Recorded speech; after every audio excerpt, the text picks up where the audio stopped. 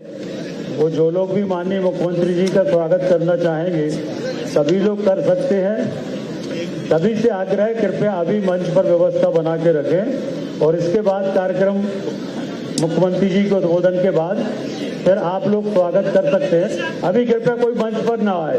सबसे आग्रह अभी बाद में स्वागत का कार्यक्रम होगा, उसमें सभी लोगों को अवसर मिलेगा।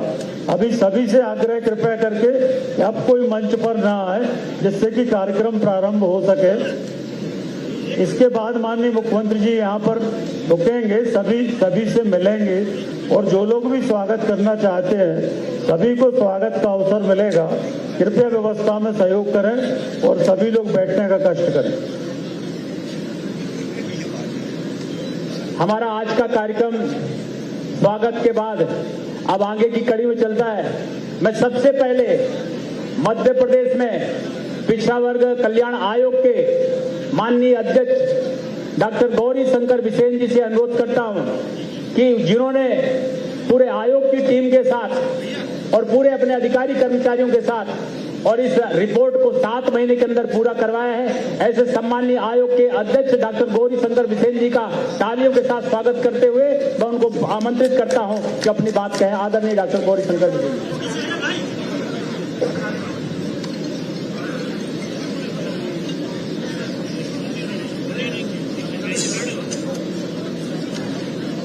जो कहा तो किया, ऐसे हमारे जननायक हमारे यशस्वी मुख्यमंत्री मान्यवर शिवराज सिंह चौहान का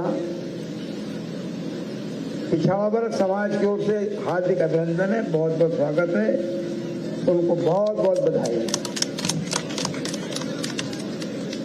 आज के गरिमामय कार्यक्रम में मंच पे विराजमान मध्य प्रदेश भारतीय जनता पार्टी के हमारे ऊर्जावान अध्यक्ष, हम सब के मार्गदर्शक सम्मानीय सांसद बीडी शर्मा जी,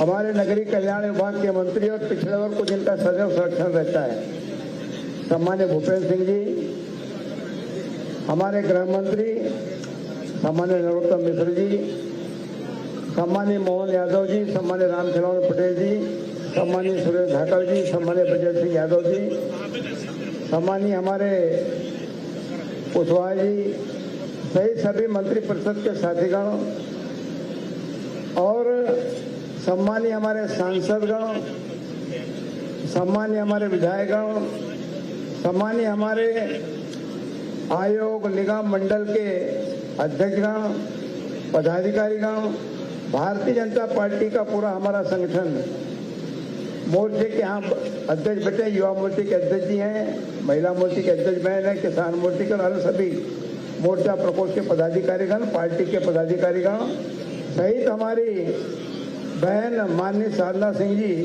जो किरार समाज के राष्ट्रीय अध्यक्ष हैं और अनेक राष्ट्रीय अध्यक्ष यहाँ पर उपस्थित हैं, प्रांतीय अध्यक्ष उपस्थित है, उनकी पूरी टीम उपस्थित है।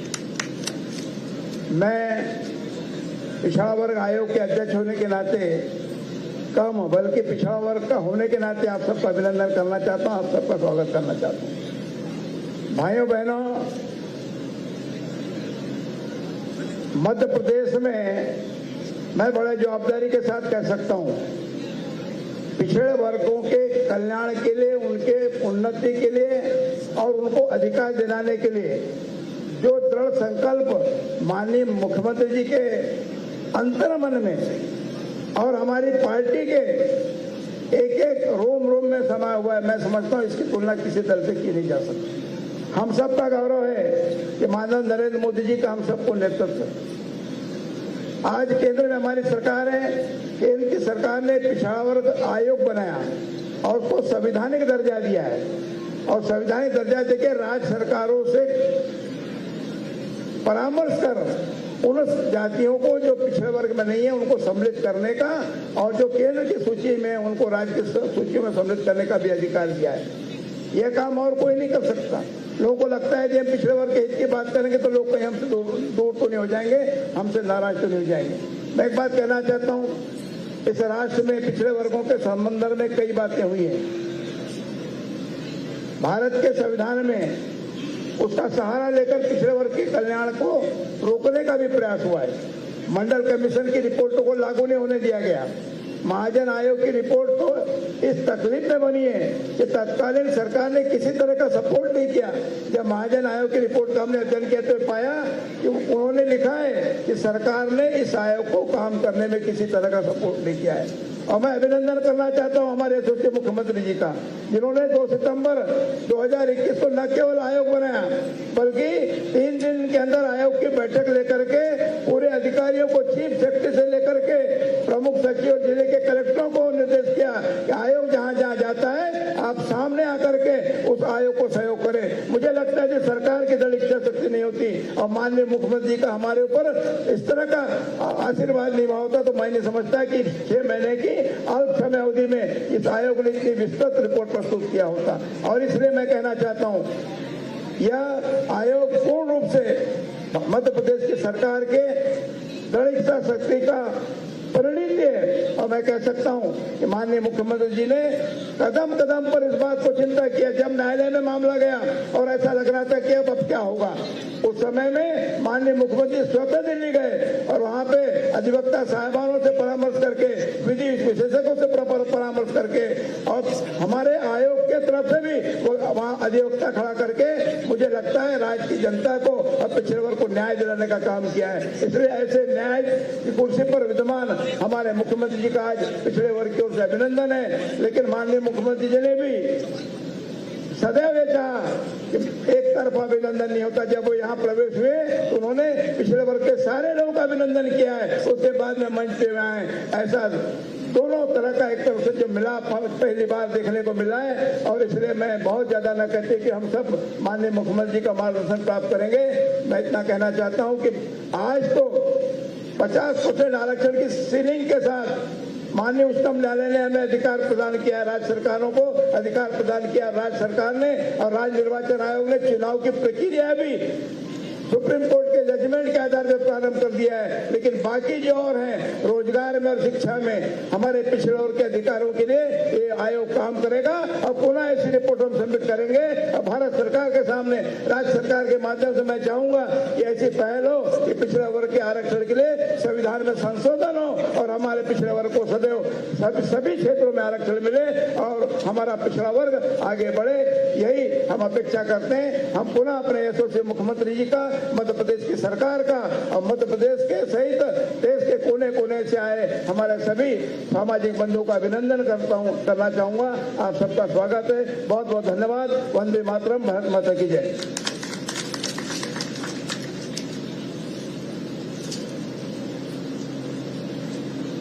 बहुत बहुत धन्यवाद माननीय अध्यक्ष जी का।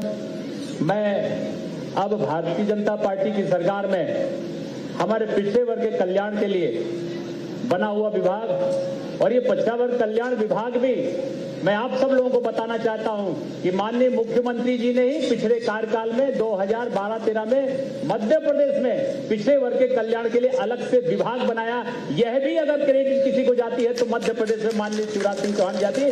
ऐसे पिछड़े वर्ग कल्याण के मंत्री माननीय राम खिलावन जी से अनुरोध है कि वो आकर के अपनी बात यहाँ पर रखेंगे। माननीय राम खिलावन पटेल जी।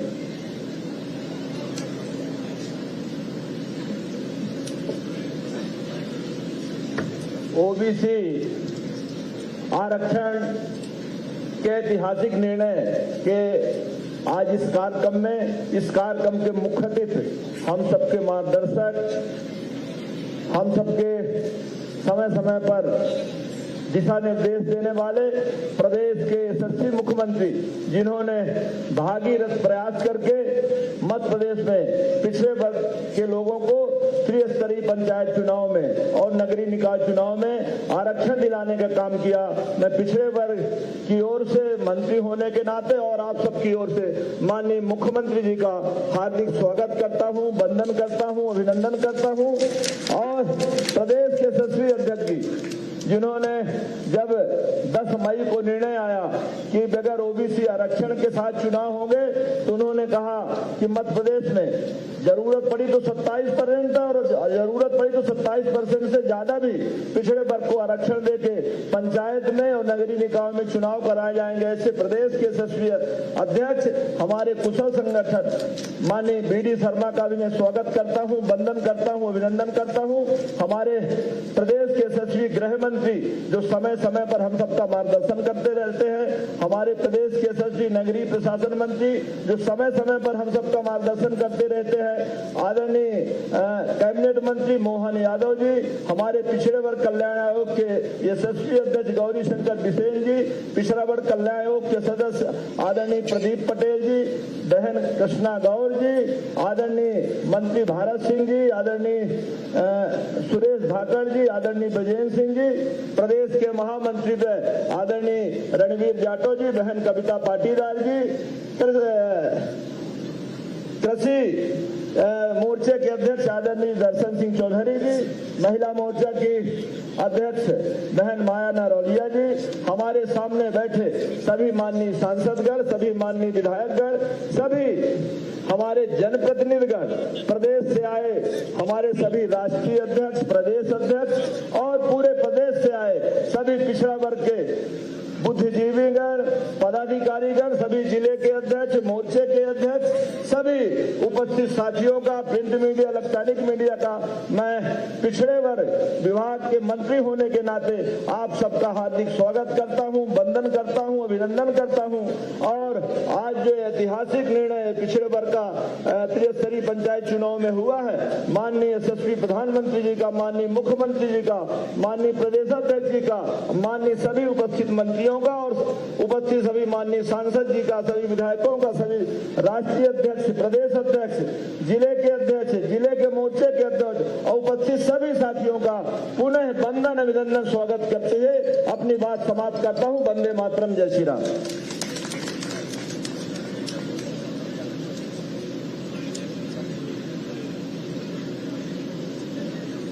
माननीय मंत्री जी, पिछड़ा वर्ग कल्याण विभाग के बाद मैं अब इस पिछड़ा वर्ग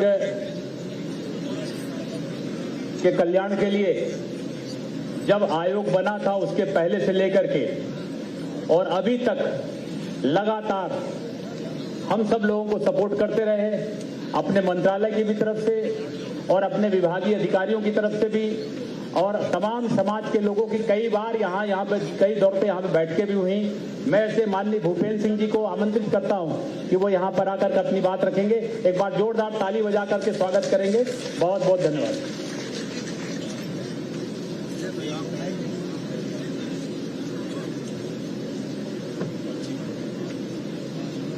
आज हमारे प्रदेश के ओबीसी समाज की ओर से, पिछड़ा वर्ग समाज की ओर से माननीय मुख्यमंत्री जी का और माननीय अध्यक्ष जी का अभिनंदन कार्यक्रम के अवसर पर मंच पर उपस्थित हमारे प्रदेश के यशस्वी मुख्यमंत्री माननीय शिवराज सिंह जी, मेरा एक बार आप सबसे आग्रह है कि एक बार मुख्यमंत्री जी का बहुत जोरदार तालियों के साथ अभिनंदन करें, स्वागत करें। हमारे पार्टी के यशस्वी अध्यक्ष माननीय बीडी शर्मा जी, मंच पर उपस्थित हमारे गृह मंत्री माननीय नरोत्तम मिश्रा जी, हमारे शिक्षा मंत्री माननीय मोहन यादव जी, हमारे पिछड़ा वर्ग के मंत्री माननीय राम खिलावन जी, हमारे माननीय मंत्री पीएचई श्री विजेंद्र यादव जी, श्री सुरेश धाकड़ जी, पिछड़ा वर्ग आयोग के अध्यक्ष आदरणीय गौरी शंकर जी बिसेन, पिछड़ा वर्ग की सदस्य बहन आदरणीय श्रीमती कृष्णा गौर जी, पिछड़ा वर्ग यही हमारे माननीय सदस्य श्री प्रदीप पटेल जी, मंच पर उपस्थित सुश्री कविता पाटीदार जी, श्री रणवीर सिंह रावत जी, श्री वैभव पवार जी, श्रीमती माया नारोलिया जी, श्री दर्शन सिंह जी, आज के इस कार्यक्रम में हम सबके मध्य उपस्थित किरार समाज की राष्ट्रीय अध्यक्ष और हमारी आदरणीय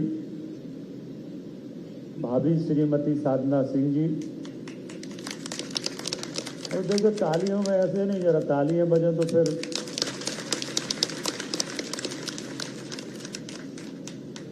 हमारे सभी समाजों के राष्ट्रीय अध्यक्षगण, सभी समाजों के प्रदेश के अध्यक्षगण, पदाधिकारीगण, माननीय मुख्यमंत्री जी ने हम सबसे कहा था कि हमें प्रदेश के जो हमारे पिछड़ा वर्ग के प्रमुख लोग हैं उन सभी को आमंत्रित करना है और जिससे कार्यक्रम गर्मामय हो, ग्रेसफुल हो। और इसलिए हम लोगों ने प्रयास करके आज जितने लोग भी यहाँ पर उपस्थित हैं वो सब कोई ना कोई समाज के अध्यक्ष हैं और सभी समाजों के अध्यक्ष आज यहाँ पर लगभग उपस्थित हैं।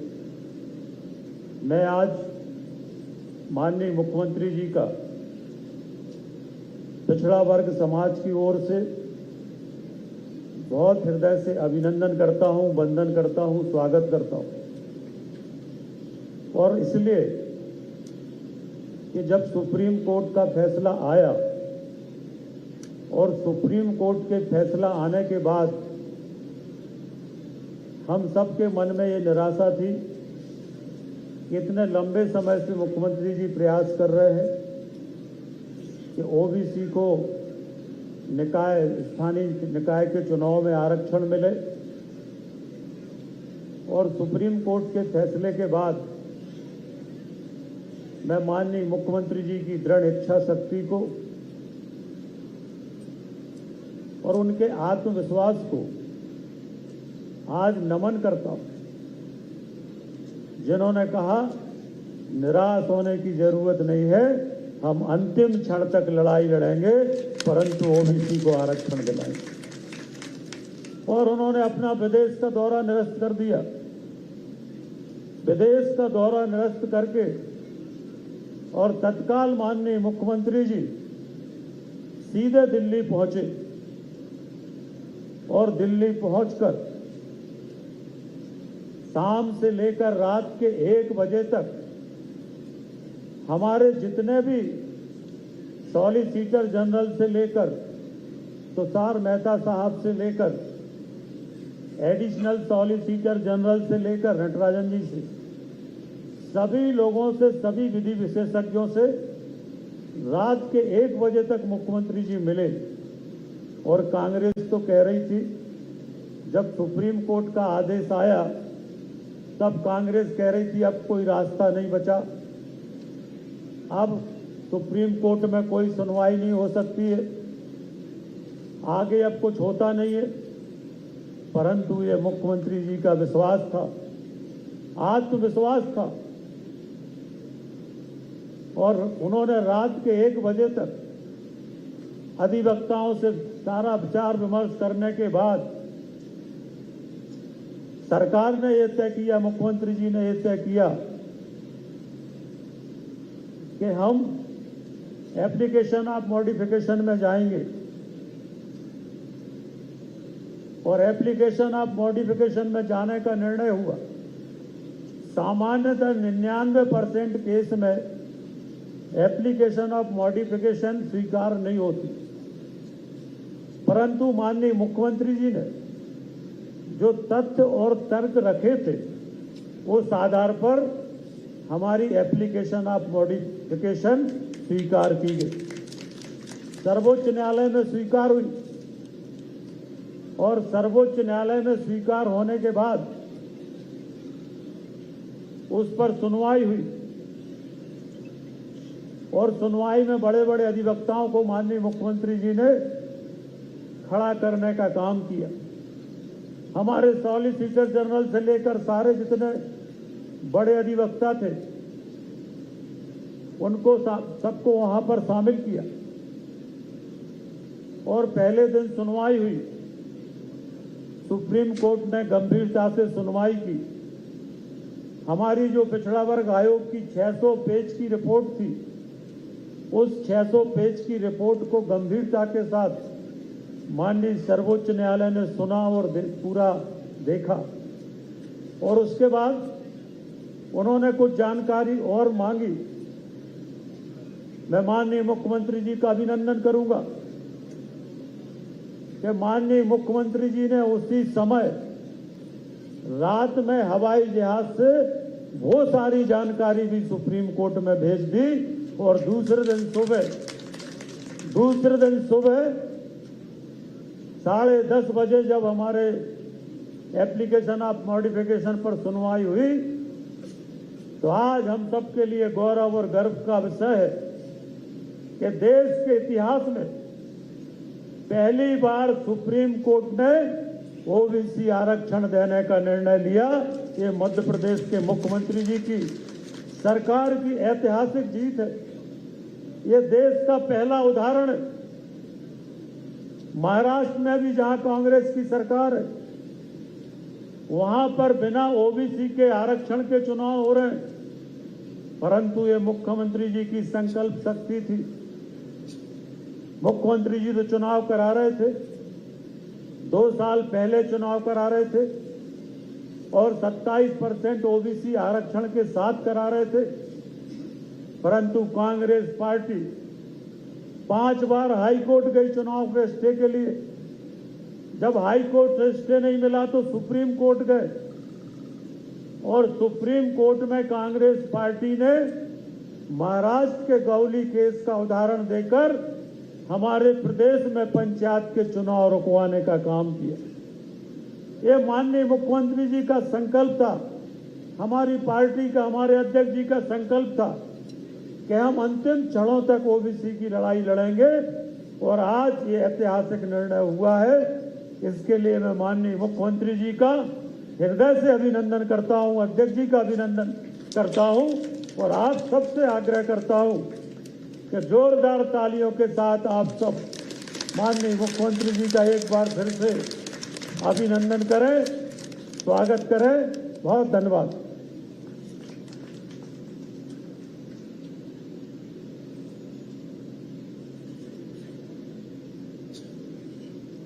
आज यहाँ हमारे बीच में भारतीय जनता पार्टी की राष्ट्रीय कार्य समिति की बैठक के बीच में ही यहाँ मध्य प्रदेश की इस कार्यक्रम में आने के लिए मध्य प्रदेश के यशस्वी हमारे प्रदेश अध्यक्ष यहाँ पर विराजमान हुए हैं।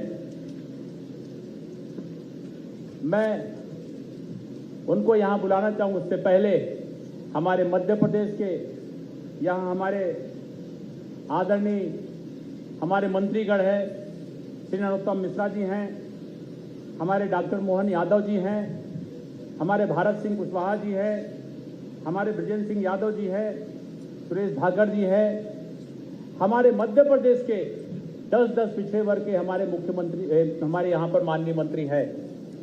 और इतना ही नहीं, संगठन ने जो हमारा मूल मंत्र है अंत्योदय, और अंत्योदय का पीछे बैठे हुए व्यक्ति का उदयवर नहीं करना, उनको संगठन में भी लाना, सरकार में भी लाना, देश में प्रधानमंत्री बनाने से लेकर प्रदेश में मुख्यमंत्री बनाने से लेकर संगठन में भी। आज युवा मोर्चा का भी प्रदेश अध्यक्ष पिछड़े वर्ग के हैं, आज महिला मोर्चा के भी प्रदेश अध्यक्ष पिछड़े वर्ग के हैं, हमारे किसान मोर्चा के भी प्रदेश अध्यक्ष पिछड़े वर्ग से हैं। ऐसा संगठन में भी इन सब वर्गों को महत्व देने का काम भारतीय जनता पार्टी ने किया है। ऐसे हमारे भारतीय जनता पार्टी के यशस्वी प्रदेश अध्यक्ष जी को मैं आमंत्रित करता हूं कि आप पिछड़े वर्ग के बीच में अपना संबोधित करें। एक बार जोरदार ताली बजा करके स्वागत करेंगे आदरणीय बीडी शर्मा जी।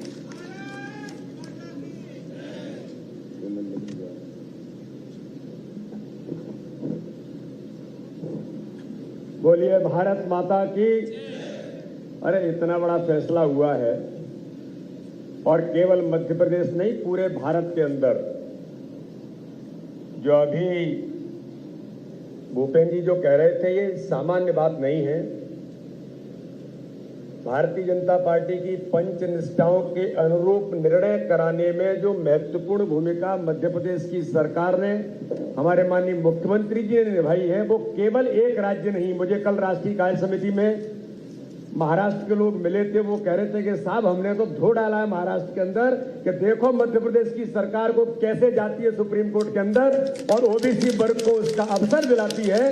इस बात पर पूरे देश के राज्यों में आज जो एक माहौल तैयार हुआ है, इसलिए मैं चाहता हूं कि भारत माता की जयकारा का नारा इस मध्य प्रदेश से जो हम सबको जो अवसर मिला है, क्या जोरदार ताकत के साथ लगना चाहिए। भारत माता की, भारत माता की।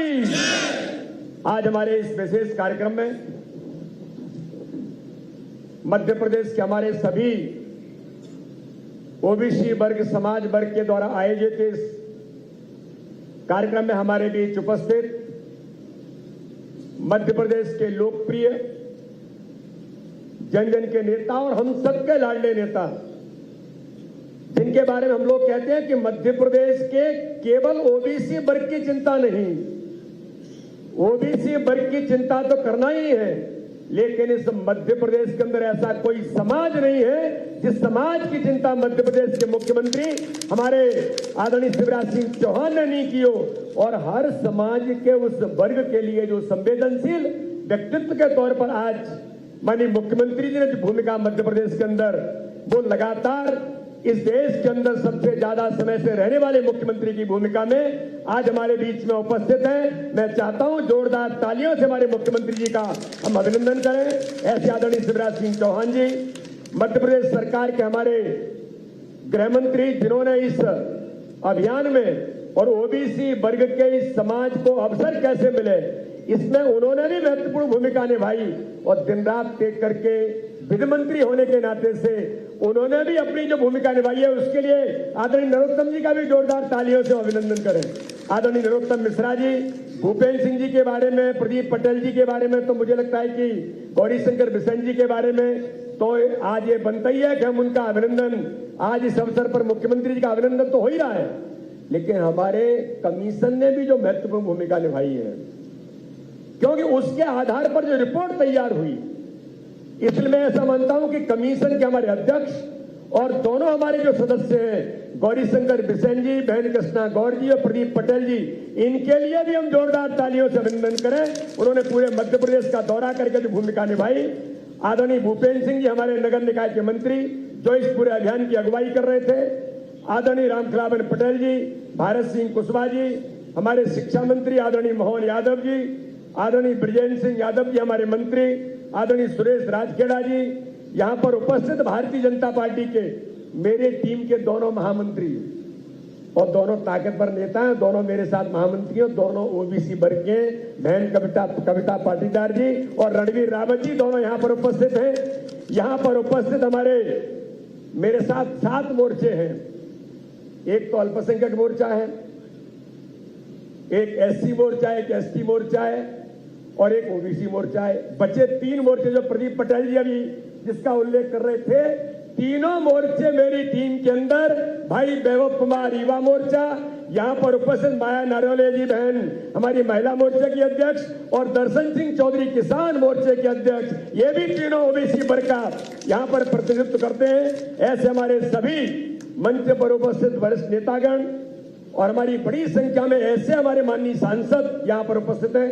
गणेश सिंह जी नागर जी बैठे, केपी यादव जी बैठे, हमारे नवनिर्वाचित हमारे खंडवा के सांसद जी यहां पर बैठे और भी हमारे कई मंत्री दर्जा प्राप्त सम्मानीय विधायक, पदाधिकारीगण और ऐसे लोग आज यहां पर ओबीसी वर्ग के समाज के हमारे सभी सम्मानीय राष्ट्रीय अध्यक्ष, आदरणीय भाभी जी हमारी किरार समाज की हमारी राष्ट्रीय अध्यक्ष यहां पर बैठी हैं और भी सभी समाजों के जो अध्यक्ष हैं, प्रदेश के हमारे ओबीसी समाज वर्गों के जो अध्यक्ष हैं और ओबीसी वर्ग के हमारे जो सभी कार्यकर्ता, ओबीसी मोर्चे के भी हमारे कार्यकर्ता बड़ी संख्या में आज आए हैं। इसलिए मैं आज आप सबका इस समारोह में, एक विशेष अभिनंदन समारोह में मैं आप सबका बहुत स्वागत करता हूं, बहुत बहुत अभिनंदन करता हूं और आप सबको इस बात के लिए धन्यवाद देता हूं कि मित्रों, ये जो निर्णय हुआ है, ये इच्छा शक्ति के आधार पर हुआ है।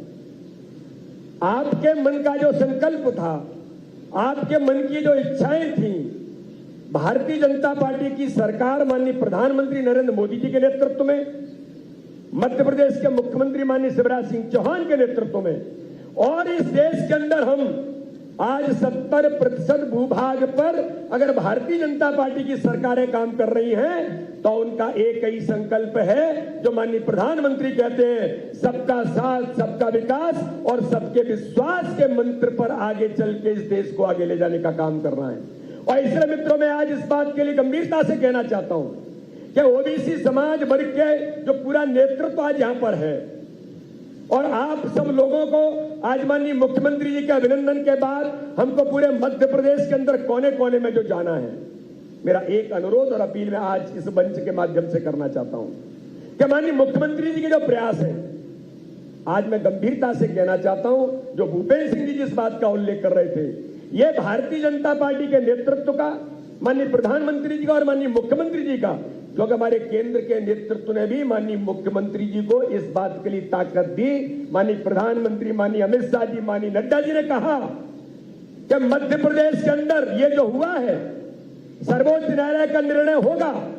अगर सर्वोच्च न्यायालय जो निर्णय देगा हम उसके आधार पर हमें उसका हम सम्मान करेंगे, लेकिन हमारा संकल्प है कि मध्य प्रदेश के अंदर पंचायत के, ग्रामीण निकाय, नगर निकाय के चुनाव होंगे तो ये भारतीय जनता पार्टी के नेतृत्व का, हमारे मुख्यमंत्री का, हमारे नेतृत्व का संकल्प था, हम ओबीसी के आरक्षण के बिना इस चुनाव को नहीं कराएंगे, ये भारतीय जनता पार्टी के नेतृत्व ने कहा।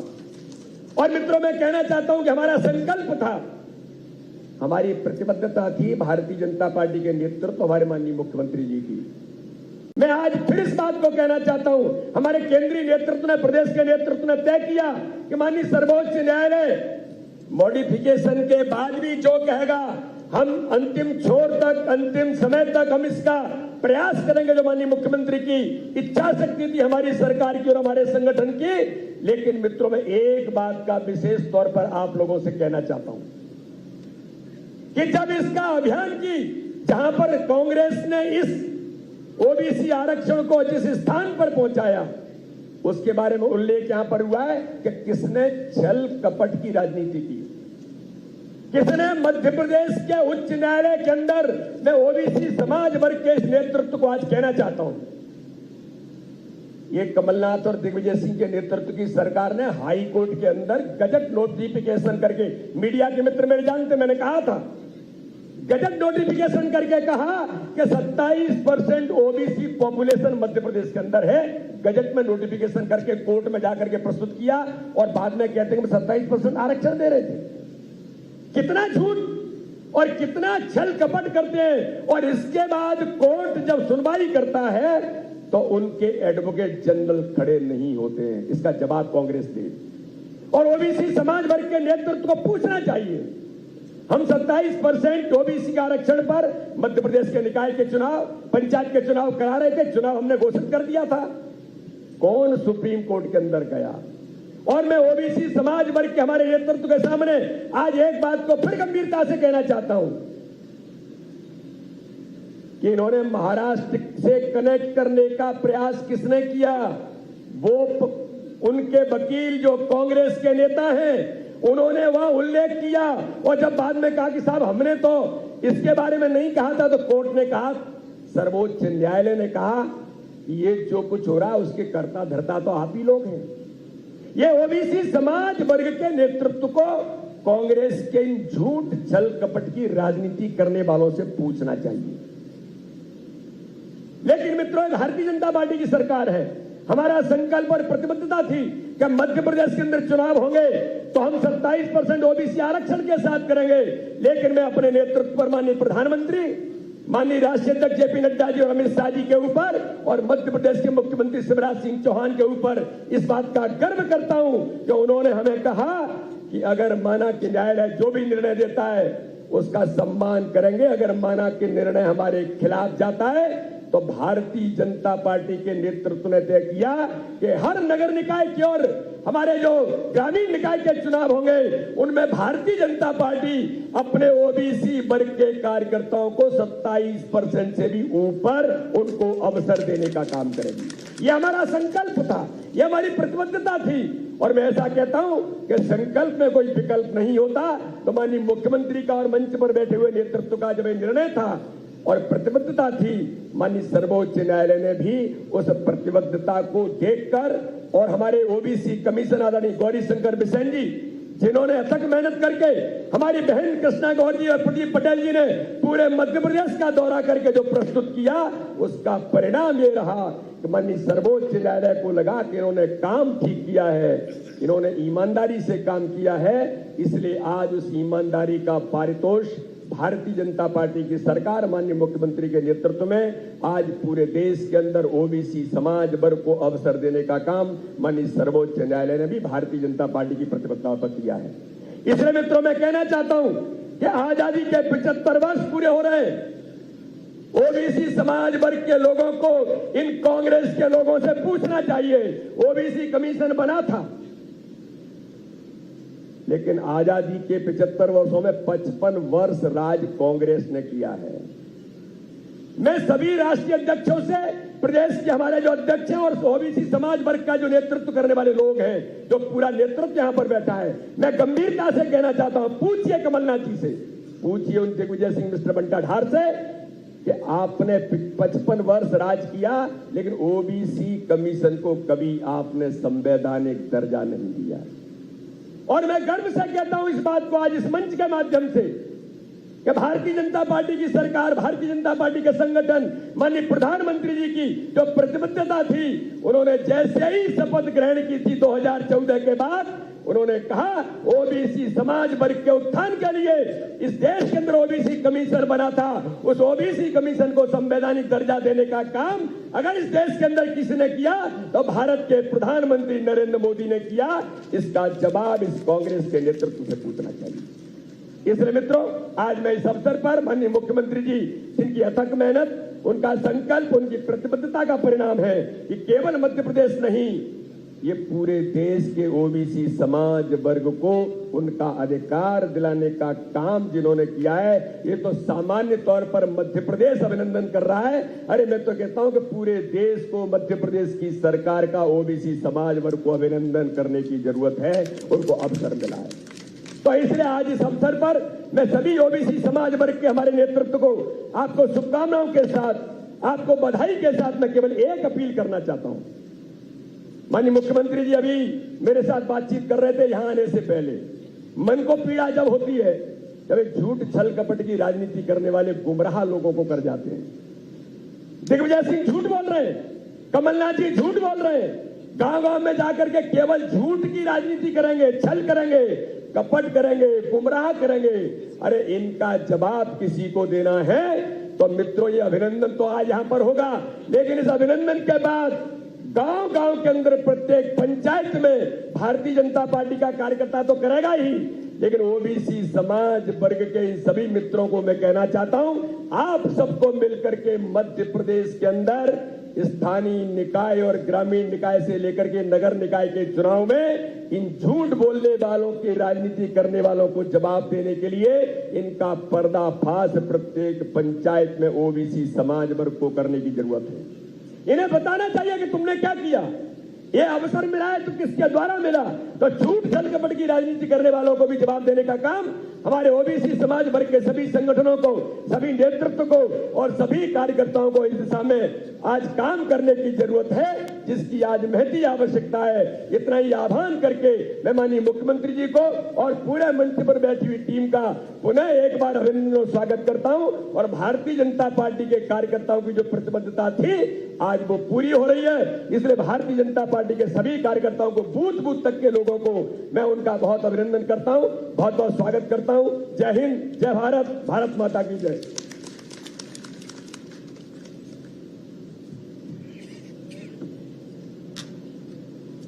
बहुत बहुत धन्यवाद माननीय अध्यक्ष जी। मैं माननीय मुख्यमंत्री जी को यहां बुलाने से पहले 1 मिनट में बात कहूंगा। बड़ी पीड़ा है कि पूरे प्रदेश के अंदर कई वर्षों से कांग्रेस ने पिछड़े वर्ग के लिए कुछ नहीं किया, और जब मैं सुप्रीम कोर्ट में था और जब वहां मैंने देखा इतने सारे अच्छे अच्छे वकीलों को माननीय मुख्यमंत्री जी ने वहां खड़ा किया था कि एक एक विषय का अध्ययन करके वो सब लोग अपनी बातें कर रहे थे, मगर विरोध में खड़े होने के लिए कांग्रेस से जुड़े हुए वकीलों को खड़ा किया जा रहा था। इससे बड़ा दुर्भाग्य कुछ नहीं हो सकता, और उसका यह परिणाम है कि महाराष्ट्र और उड़ीसा जैसे स्टेट में बिना रिजर्वेशन के चुनाव हो रहा, मगर मध्य प्रदेश में चुनाव हो रहा। मैं जब दौड़ा करते थे हमारे आयोग के लोग, तो माननीय मुख्यमंत्री जी के स्पष्ट निर्देश थे, लगभग 50,000 से ज्यादा कर्मचारी एक एक पंचायत की एक एक पोलिंग की जानकारी निकाल रहे थे। इतनी बारीक जानकारी। मैंने महाजन कमीशन की रिपोर्ट पढ़ी, उनके अध्यक्ष जी ने बोला था कि मुझे 4 वर्ष सरकार की तरफ से कोई सहयोग नहीं मिला, मगर मध्य प्रदेश के माननीय मुख्यमंत्री जी का आभार करता हूं कि 7 महीने के अंदर 50,000 कर्मचारियों की फौज ऐसी लगी थी कि हमारा सारा का सारा डाटा एक एक जिला, एक एक तहसील, एक एक ब्लॉक और एक एक पंचायत की एक एक पंच की लिस्ट बना करके हमारे पास आई थी, और जिसके कारण इस बारीक से बारीक रिपोर्ट को सुप्रीम कोर्ट के जस्टिस ने भी माना। ये माननीय मुख्यमंत्री जी का ये संकल्प था कि इस काम को करना है, और इतना सपोर्ट मैंने अपने जीवन में आज तक कभी नहीं देखा। इससे साबित होता है कि माननीय मुख्यमंत्री जी ने कितने कठिन परिस्थितियों में रात दिन मेहनत करके ऐसे सब कर्मचारियों को लगा करके आयोग की रिपोर्ट सब करवाने में उनका कर्मचारियों को बहुत सहयोग मिला। मैं ऐसे माननीय मुख्यमंत्री जी को यहां बुलाना चाहूंगा, और एक बार जोरदार आप लोगों से अनुरोध करता हूं, एक बार जोरदार खड़े हो करके 1 मिनट तक ताली बजाते हुए माननीय मुख्यमंत्री जी का अभिवादन और स्वागत करो, जिसके कारण ओबीसी को इतना बड़ा सम्मान मिला।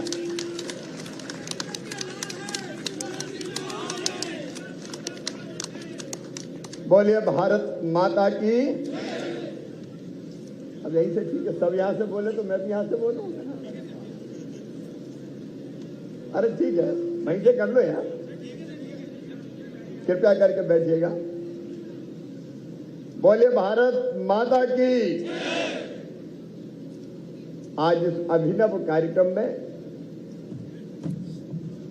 हमारे बीच उपस्थित भारतीय जनता पार्टी के यशस्वी प्रदेश के अध्यक्ष, जिस कार्यक्रम के लिए विशेष रूप से आज चल के आए हैं, आदरणीय बीडी शर्मा जी,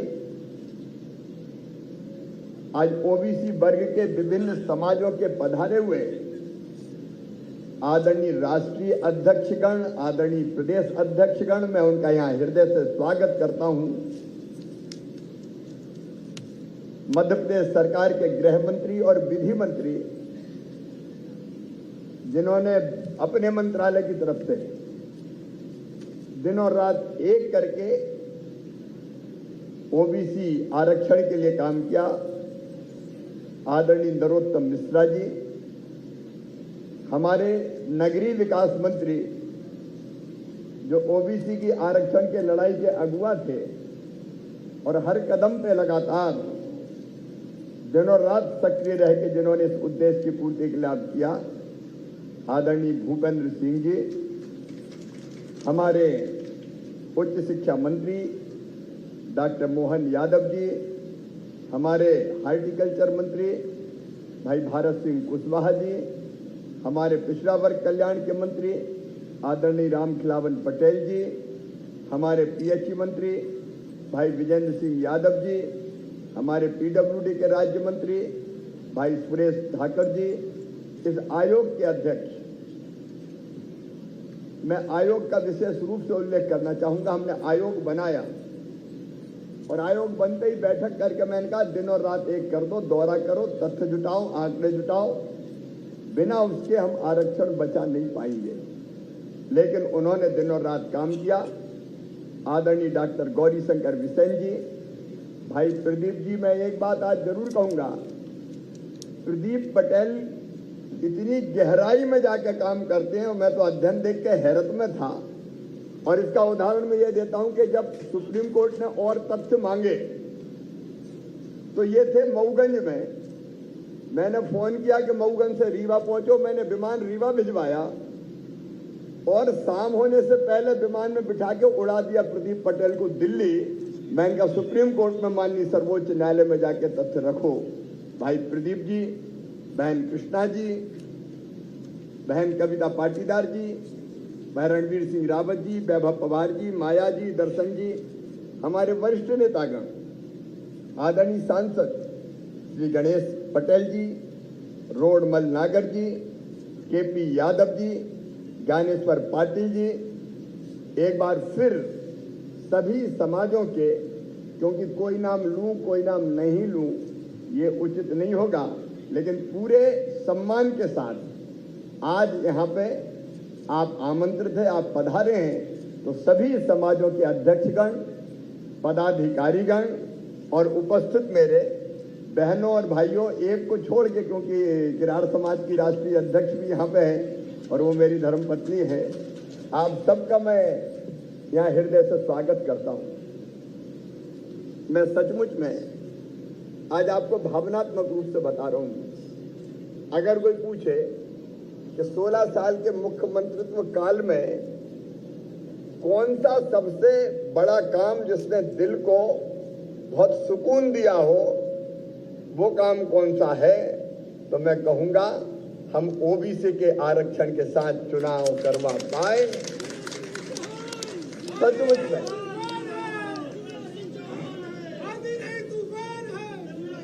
सचमुच में ये लगभग असंभव था, लेकिन मध्य प्रदेश की विधानसभा में मेरे विधायक मित्र बैठे हैं, अनेकों वरिष्ठ विधायक साथीगण बैठे हैं।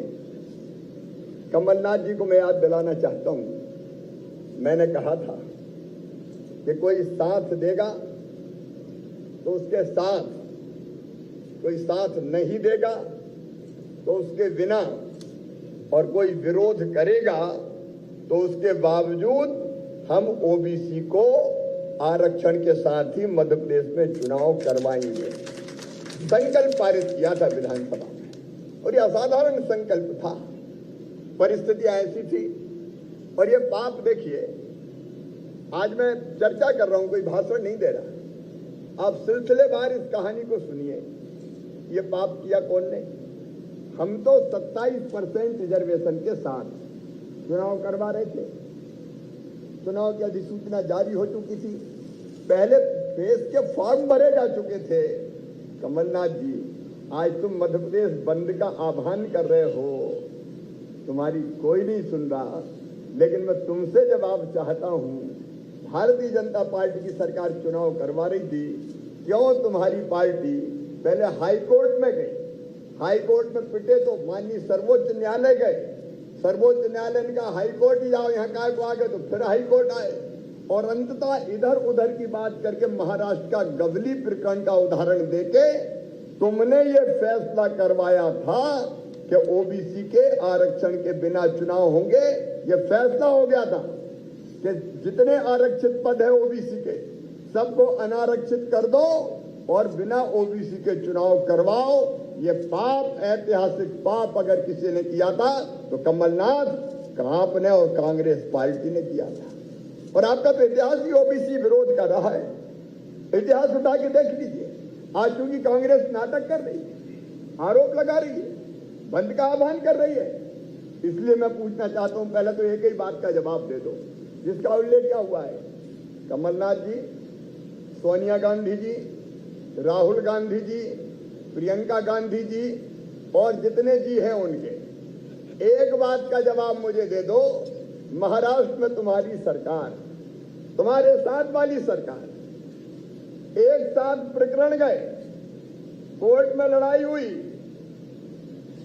जहां तुम सरकार में हो वहां ओबीसी को आरक्षण नहीं मिला। बिना ओबीसी के आरक्षण के पंचायत के चुनाव हो गए और नगरीय चुनाव के आदेश हो गए, वहां कोई आरक्षण नहीं है।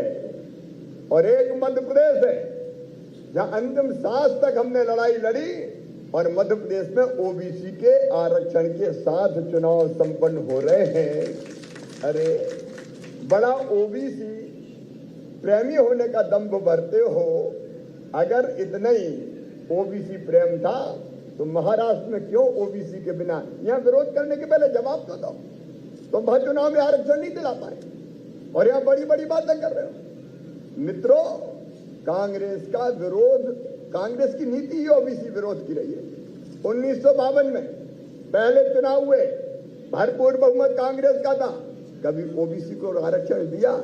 1957 में दूसरा चुनाव, कांग्रेस की सरकार, कभी पिछड़े वर्ग के बारे में सोचा? 1962 में तुम्हारी सरकार आई, तुमने ओबीसी के बारे में सोचा? 67 में तुम्हारी सरकार आई, तुमने कभी ओबीसी के बारे में सोचा? 72 में तुम्हारी सरकार, कभी ओबीसी के आरक्षण के बारे में सोचा? रिपोर्ट कई बनी, आयोगों का गठन हुआ, काका कालेल कर रिपोर्ट, एक नहीं अनेकों रिपोर्ट आती रही। कांग्रेस ने कभी ओबीसी के आरक्षण का विचार तक नहीं किया। अगर पिछड़े वर्ग को आरक्षण की शुरुआत हुई तो 1977 में मंडल कमीशन का गठन हुआ था। कांग्रेस ने उस रिपोर्ट को बाद में जब उनकी सरकार आई तो बिल्कुल ठंडे बस्ते में फेंक दिया, और फिर जब गैर कांग्रेसी सरकार 1989 में बनी तब मंडल आयोग की सिफारिश लागू की। कांग्रेस का इतिहास ओबीसी विरोध का इतिहास रहा है। और अभी आप सब जानते हैं, आरक्षण न मिले इसके लिए कौन सुप्रीम कोर्ट में गए? एक एक पक्षकार का नाम आप देख लीजिए, सारे कांग्रेस के नेता थे। खड़े होने वाले वकील से लगा के और याचिका दायर करने वाले कौन थे? सब कांग्रेस के कार्यकर्ता थे जो खड़े रह के दिन रात इस बात की कोशिश कर रहे थे कि आरक्षण मिल ना जाए। और जब एक फैसला आ गया तो कितने गदगद थे, अरे हो ही नहीं सकता, इतने प्रसन्न थे, गाली दे रहे थे हमें, लेकिन मन ही मन प्रसन्न हो रहे थे कि बिना आरक्षण के चुनाव हो रहे हैं। ये आरक्षण का जो विवाद था उसका प्रारंभ तुमने अभी प्रारंभ करवाया। और देखिए, केवल वोट बैंक की राजनीति की कांग्रेस से आज मैं फिर स्पष्ट करना चाहता हूं। इन्होंने सरकार बनने के बाद ऐलान कर दिया वोट के लिए 27% आरक्षण। 8 तारीख को 8 मार्च को 2020 में ये फैसला इन्हें किया 2019 में, और तत्काल 10 मार्च को कोर्ट में चले गए। कोर्ट में गए तो आरक्षण मिले, इस पक्ष में वकील तक इनके जो एडवोकेट जनरल थे कमलनाथ जी, जवाब देना पड़ेगा, एडवोकेट जनरल ही खड़े नहीं हुए। 18 तारीख को स्टे हो गया, और उस स्टे के बाद कमलनाथ ये भी जवाब आपको देना पड़ेगा, आरक्षण पर स्टे के बाद 27% आरक्षण पर तुम सुप्रीम कोर्ट तक नहीं गए, तुमने याचिका तक दायर नहीं की। मन ही मन प्रसन्न थे कि हमने कह भी दिया और दिया भी नहीं, कोर्ट ने रोक दिया। क्यों नहीं गए सुप्रीम कोर्ट? हमने तो अंतिम सांस तक लड़ाई लड़ी, तुम्हारे वकील सुप्रीम कोर्ट में खड़े नहीं हुए, तुमने दोबारा कभी कोशिश नहीं की, केवीएट दायर नहीं की, इनने केवीएट दायर नहीं की। कई बार जब ऐसा मामला आता है कि कोर्ट में मामला जा सकता है तो सरकारें केवीएट दायर करती है, इनने केवीएट दायर नहीं की। उल्टे में आज चूंकि ये बात कर रहे हैं बंद की, इसलिए कहना चाहता हूं, उल्टे इन्होंने जब हाई कोर्ट में 27 से घटा के 14% आरक्षण मिले, ये स्कन दिया शैक्षणिक संस्थानों में, तो इनका वकील वह पूछता है कि शैक्षणिक संस्थानों में तो हो गया, क्या पीएससी में भी ये आरक्षण 14% कर दें? ये कांग्रेस का वकील कहता है। किसको मूर्ख बना रहे हैं, मैं पूछना चाहता हूं। केवल मूर्ख बनाने के अलावा दूसरा काम नहीं किया। मेरे बहनों और भाइयों, हमने पूरी ताकत के साथ 27% की लड़ाई भारतीय जनता पार्टी की सरकार ने पूरी ताकत के साथ लड़ी। और जैसा बीडी शर्मा जी, भूपेंद्र सिंह जी बता रहे थे, अगर पिछड़ा वर्ग आयोग का संवैधानिक आयोग का दर्जा देने का काम किया तो कांग्रेस की सरकारों ने कभी नहीं किया। हमारे यशस्वी प्रधानमंत्री श्रीमान नरेंद्र मोदी जी ने ही किया। शैक्षणिक संस्थानों में नीट जैसी परीक्षाओं में 27% आरक्षण अगर लागू किया तो कांग्रेस ने कभी नहीं किया, हमारे प्रधानमंत्री नरेंद्र मोदी जी और भारतीय जनता पार्टी की सरकार ने किया।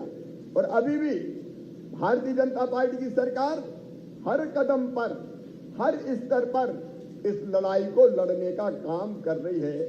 मित्रों, कांग्रेस ने दिखावा किया और काम होने नहीं दिया, और अब भी लगातार उनकी कोशिश यही थी, लगातार, कि कैसे भी ये हो नहीं जाए। इसे कभी हाई कोर्ट, कभी सुप्रीम कोर्ट, कभी यहाँ, कभी वहां, घूमते घामते कैसे आरक्षण ना मिले, इसी बात का वो प्रयास करते रहे। लेकिन जैसे ही हमने विधानसभा से ये लड़ाई प्रारंभ की, आप में से कई को पता होगा कि हमने ओबीसी के बिना चुनाव ना हो, उसके लिए जो भी संभव हो, अब कुछ चीजें मैं बताऊंगा और कुछ चीजें ऐसी के पहले हमने कहा कि नया डिलिमिटेशन हो। नए डिलिमिटेशन के बाद फैसला हो गया तो हमने कहा कि बिना ओबीसी के चुनाव ना हो, इसलिए हमने कहा नहीं, अब वो पुराने 14 के डिलिमिटेशन पे चुनाव होगा। हम जितने प्रयास कर सकते थे, इसलिए कि हमको न्याय मिल जाए कोर्ट से, हर संभव कदम उठाने की हमने कोशिश की। और तब जब आयोग की बात आई, सुप्रीम कोर्ट ने कहा कि 3T टेस्ट होना चाहिए, ट्रिपल टेस्ट, तो मुझे गर्व है हमने देर नहीं लगाई। ये ओबीसी कमीशन हमारा बैठा है, विधि मंत्री भी बैठे हैं। तत्काल हमने गौरी शंकर बिसेन जी की अध्यक्षता में आयोग का गठन कर दिया, और आयोग ने दिनों रात मेहनत की, गांव-गांव घूमे, और अकेला आयोग नहीं, पूरी सरकार आयोग के साथ लगा दी थी। मैंने प्रदीप बता रहे, पूरी सरकार, सारे कलेक्टर्स लगा दिए थे, सबको कहा था तथ्यात्मक आंकड़े दो, ऊपर से लेकर नीचे तक कर्मचारी, अधिकारी आंकड़े जुटाने का काम कर रहे थे दिन और रात। ओबीसी कमीशन ने अपनी रिपोर्ट सौंपी, और उस रिपोर्ट के बाद एक फैसला और आया। आप सोचिए हम कितने गंभीर थे कि ओबीसी आयोग ने ये तो कह दिया, ओबीसी आयोग ने रिपोर्ट दी कि 48%, 48% आबादी है, 35% रिजर्वेशन देना चाहिए। अब ये सिफारिश के बाद फिर माननीय सर्वोच्च न्यायालय ने कहा तो निकायवार तो बताया ही नहीं कि निकायवार कहाँ कितना देना चाहिए। तो मैं आज आपको कह रहा हूं, दिनों रात भर हमारे दफ्तरों ने काम किया, और हमने निकायवार आरक्षण करके कि इस निकाय में इतने % होना चाहिए, सुप्रीम कोर्ट में युद्ध स्तर पर जाके सबमिट कर दिया कि भोपाल में इतना होना चाहिए, बालाघाट में इतना होना चाहिए, सतना में इतना होना चाहिए, सिंगरौली में इतना होना चाहिए। कोई इस तेज गति से कभी कर सकता है? दिन और रात काम किया हमारी टीम, दिन और रात, और निकायवार रिपोर्ट सबमिट कर दी। माननीय सर्वोच्च न्यायालय को जब ये प्रयास दिखे कि पहले तो हमने सैकड़ों, कितने पन्ने की रिपोर्ट थी भाऊ, 600 पेज की रिपोर्ट, पहले में 1600, फिर 600, और उसके बाद एडिशनल फिर जानकारी। तो फिर हमने दौड़ाया कि निकायवार तय करो, तो उसके बाद निकायवार एक एक निकाय का जाके पढ़ के वो पूछते गए, और हम बताते गए फलानी जगह इतना, फलानी जगह इतना, फलानी जगह इतना। कह रहे थे कांग्रेस के लोग, आपने देखा वरिष्ठ नेता, वरिष्ठ वकील, हो ही नहीं सकता, इम्पॉसिबल, हार गई भारतीय जनता पार्टी, अब तो मजा आ गया, पॉलिटिकल लाभ हमें मिलेगा। प्रसन्न हो रहे थे, खुशियां मना रहे थे, आनंद मना रहे थे, और हालत ये थी कि जो मुझसे बात करता था वो कहता था कि भैया हो ही नहीं सकता। ये तो बोले तुम मॉडिफिकेशन के लिए गए हो, रिव्यू पिटीशन हो, मॉडिफिकेशन हो, और उसी बेंच में आप कर सकेंगे जिस बेंच ने फैसला दिया था। लेकिन तथ्य और तर्क, मुझे जाना था विदेश, अमेरिका भी जाना था, इंग्लैंड भी जाना था, मुझे बुलाया था दावोस वर्ल्ड इकोनॉमिक फोरम में, मुझे भाषण देना था जाके। दावोस जाने के लिए हर नेता ललायत रहता है, क्योंकि वो दुनिया भर का एक मंच है। मुझे खेती में बोलना था, क्योंकि मध्य प्रदेश में खेती में बहुत अच्छा काम किया था। मैंने कहा न अमेरिका जाऊंगा, न इंग्लैंड जाऊंगा, न दावोस जाऊंगा, सब कैंसिल, केवल एक काम करेंगे हम, ओबीसी आरक्षण के लिए दिन और रात एक करके कैसे न्याय दिला पाए, इस बात का हम काम करेंगे। और इसलिए सारी चीजें कैंसिल करके कंसंट्रेट कर देते हैं चिड़िया की आंख, और कुछ दिखाई नहीं दे रहा था, न जड़, न तना, न फूल, न पत्ती, चिड़िया की आंख दिखाई दे रही थी कि कैसे भी न्याय दिलाना है, न्याय। और आज मैं गर्व के साथ कहता हूं, न्याय दिलाने में हम सफल हो गए। अब कांग्रेस कह रही है इतना होना था, उतना होना था, अरे तुम तो 1% भी नहीं दिला पाए महाराष्ट्र में, उड़ीसा में मिला, बता दो। अगर हमने दिलाया है तो उसका विश्लेषण भी कर लो। कई जगह 35% मिलेगा, आबादी के हिसाब से मिलेगा। ये अपने आप भ्रमित करने की कोशिश कर रहे हैं। अब मान लीजिए बालाघाट है, बालाघाट में SC ST और बाकी संख्या सामान्य निकाल लें तो जो बचेगी उसमें OBC को लगभग 35% मिल जाएगा। भोपाल में 27% मिल जाएगा, कहीं 28% मिलेगा, कहीं 32% मिलेगा। जहाँ OBC की आबादी बहुत कम है वहां कम मिलेगा। अब हमने तो दिला दिया, तुमने क्या किया? बंटा ढारो, सिवाय बंटा ढार के तुमने कुछ किया नहीं। और आज भी भ्रम पैदा कर रहे हैं, बंद कर दो, फलाना कर दो, ढिमका कर दो। खिसियानी बिल्लियां खंबे नोच रही है, तुम कुछ भी कर लो, न्याय हो गया है। और मुझे गर्व है, हमारे अध्यक्ष बैठे BD शर्मा, पार्टी ने के साथ मेरी बात हुई, माननीय JP नड्डा जी, माननीय BL संतोष जी, माननीय अमित शाह जी, सबने ये कहा, गर्व के साथ मैं आपको बता रहा हूं कि चिंता मत करो, लड़ाई लड़ते रहो।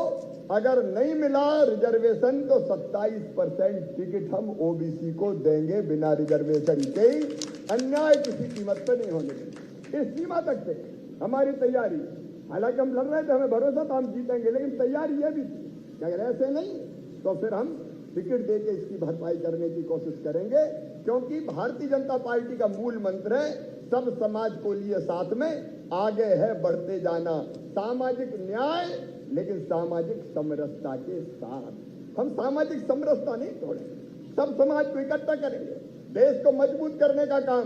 मैं गर्व के साथ कहता हूं, जब भी निर्णायक पल आए हैं OBC ने हमेशा देश को मजबूत करने का काम किया है, देश को जोड़ने का काम किया है, देश को तोड़ने का काम कभी नहीं किया। और जब सबको एक रस करें, सबको एक साथ लेंगे। और भारतीय जनता पार्टी की, हमारी यहाँ की सरकार भी समाज के हर वर्ग के कल्याण के लिए काम कर रही है, कोई नहीं छोड़ा हमने। अनुसूचित जाति के लिए भी करते हैं, जनजाति के लिए भी करते हैं, सामान्य वर्ग के लिए भी करते हैं और OBC के लिए भी करेंगे, सबके लिए करेंगे। सामाजिक समरसता, देश मजबूत बनाना है लेकिन न्याय भी दिलाना है। और आज मैं पूरी तरह से संतुष्ट हूं मित्रों, सचमुच में मन आनंद से भरा हुआ है, रोम रोम मेरा पुलकित है। मैं सच में, मैं उस आनंद की कल्पना नहीं कर सकता। जो संभव ही नहीं था, असंभव था, वो संभव हुआ है। एक नया इतिहास बना है। और मध्य प्रदेश, BD शर्मा जी कह रहे थे, वहां चर्चा हो रही थी जयपुर में कि मध्य प्रदेश OBC को न्याय दिलाने का जो रोड मैप बनाया है उस पर बाकी भी चलेंगे, तब न्याय मिलेगा। बाकी जगह भी मध्य प्रदेश से एक राह तय करती है। और इसलिए सबको साथ लेके, सबका साथ, सबका विकास, सबका विश्वास, सबके प्रयास, ये मोदी जी का, भारतीय जनता पार्टी का मंत्र है, हम उस पर चलेंगे। आज इस अवसर पर आप इकट्ठे हुए, मैं अंत में केवल एक बात कहना चाहता हूं कि झूठ फैलाने की कोशिश हो रही है। देखो, मध्य प्रदेश को भी, देश को भी तोड़ने की कोशिश हो रही है। कभी अनुसूचित जाति को भ्रमित करने का काम करो, कभी ST को भ्रमित करने का काम करो। कितनी तरह की ताकतें लगी है, कैसे भी तोड़ो, जुड़ने मत दो, भारत बढ़ने मत दो, हिंदू समाज भी टूट जाए। एक नहीं, अनेकों कुचक्र चल रहे हैं, अनेकों षड्यंत्र चल रहे हैं। अनुसूचित जाति जनजाति में लगातार जहर फैलाने की कोशिश होती रहती है। सही बात यह है कि भारतीय जनता पार्टी सबकी भलाई और विकास के लिए काम कर रही है। कांग्रेस आज भी चैन से नहीं बैठी, वो इधर उधर की सुर्रा छोड़ते रहेंगे क्योंकि और कुछ आता नहीं है। लेकिन मैं सम्मानीय अध्यक्षगणों से निवेदन करना चाहता हूं, राजनीतिक कार्यकर्ताओं से तो हम करेंगे ही पार्टी के, लेकिन सम्मानीय अध्यक्षगण भी इस वस्तु स्थिति को समझे। और प्रदीप जी, बिशन जी, एक OBC आरक्षण की पुस्तिका बनाइए और हजारों की, लाखों की तादाद में गांव-गांव बंटवाइए, ताकि सही तथ्य लोग पढ़ें, सही तथ्य लोग समझें, सही जानकारी मिले और किसी को कोई भ्रमित न कर पाए। मैं आपसे भी ये निवेदन करता हूं कि कोई भ्रम फैला रहा है तो भ्रम फैलने मत देना, सही बात ताकत के साथ कहना, नीचे तक गांव-गांव पहुंचाना। आज इस अवसर पर मैं आपको धन्यवाद देता हूं। मैं तो निमित्त मात्र हूं, किया तो हम सब ने मिलके है। आज इस अवसर पर आपने स्नेहपूर्वक स्वागत किया, तो मैं इतने ही कहता हूं कि आपके विश्वास को कभी टूटने नहीं दूंगा और हमेशा ऐसा काम करने का हम प्रयास करेंगे कि आपका माथा गर्व से ऊंचा रहे कि हमारे प्रदेश को बढ़ाने के लिए लगातार ये सरकार काम कर रही है। वही प्रयास करूंगा। मैं आप सबका फिर स्वागत करता हूं। एक ही प्रार्थना आपसे है कि इस कार्यक्रम के बाद आप सबके भोजन की व्यवस्था किरार समाज की राष्ट्रीय अध्यक्ष जी ने करी है, तो आप सबसे मेरा निवेदन है कि भोजन किए बिना कोई नहीं जाएगा। पहले विराट कार्यक्रम की योजना बनी थी, लेकिन हमने तय किया कि समाजों के अध्यक्ष प्रमुख लोग ही आए तो ढंग से चर्चा और बातचीत हो पाएगी, मिल भी पाएंगे। इस कार्यक्रम के बाद भी 1-8 घंटा में आपके बीच में रहूंगा। भोजन में भी हम लोग साथ रहेंगे, तो कई तरह की चर्चाएं भी अगर आवश्यक होगी तो वो चर्चाएं भी हम लोग कर पाएंगे। इसलिए भोजन पर आप सभी आमंत्रित हैं। एक बार मेरे साथ फिर बोलिए, भारत माता की, भारत माता की। बहुत बहुत धन्यवाद, प्रणाम, नमस्कार। अभी कार्यक्रम समाप्त नहीं, 1 मिनट वहीं पे बैठेंगे। मैं मुनमुन राय जी से अनुरोध करता हूं कि वो न्याय की मूर्ति जो आज इतना बड़ा न्याय मिला है उसको लेकर के माननीय मुख्यमंत्री जी को भेंट करेंगे, मुनमुन राय जी। और जो आएंगे उस तरफ से आएंगे, इधर से निकलेंगे।